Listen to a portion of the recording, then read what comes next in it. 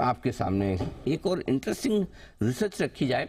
लगातार बढ़ोतरी के बाद अब चीन में पीवीसी के कीमतों में आ रही है गिरावट। किन शेयरों पर पड़ सकता है इसका नेगेटिव असर, ये बता रहे हैं अरमान। चीन में अगर पीवीसी के दाम घटते हैं तो इंडियन कंपनीज कौन सी ऐसे जिन्हें होता है नुकसान, अरमान बताएं। जी सर, बिल्कुल।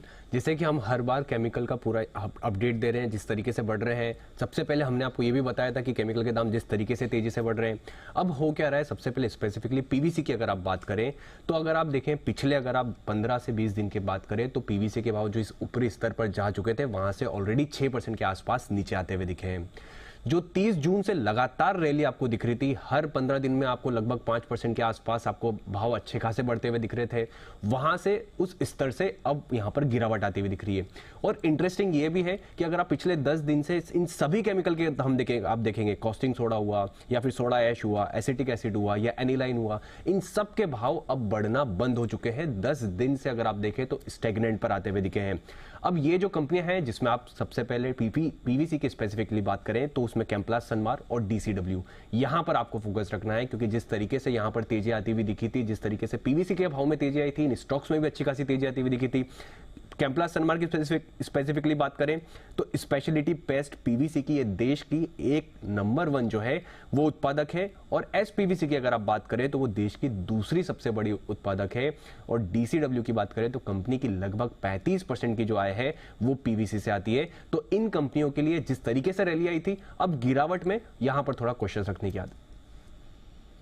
ये है आपके लिए कैम्प्लास, सनमार और बाकी स्टॉक्स पर। तो आप कह रहे हैं दाम लगातार यहाँ पे गिर रहे हैं। बिल्कुल, अब पहले लगातार बढ़ रहे थे, पिछले 10-15 दिन से लगातार पीवीसी के दाम गिर रहे हैं और बाकी सारे केमिकल्स ने भी अब बढ़ना बंद कर दिया है। वापस से एक थोड़ा रिवर्सल होता है।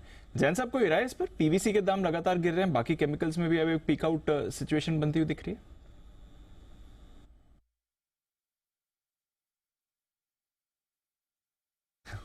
ऑडियो म्यूट है जैन साहब।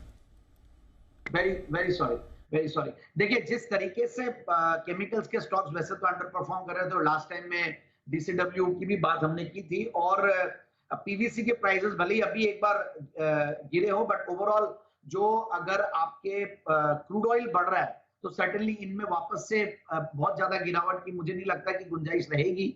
सो ठीक है, टेम्पररी न्यूज है, मार्केट्स खराब रहते हैं तो नेगेटिव न्यूज पर रिएक्शन भी आता है, बट ओवरऑल मुझे नहीं लगता है कि केमिकल स्टॉक्स पे अननेसेसरली एग्जिट लेनी चाहिए, सो होल्ड करके रखना चाहिए।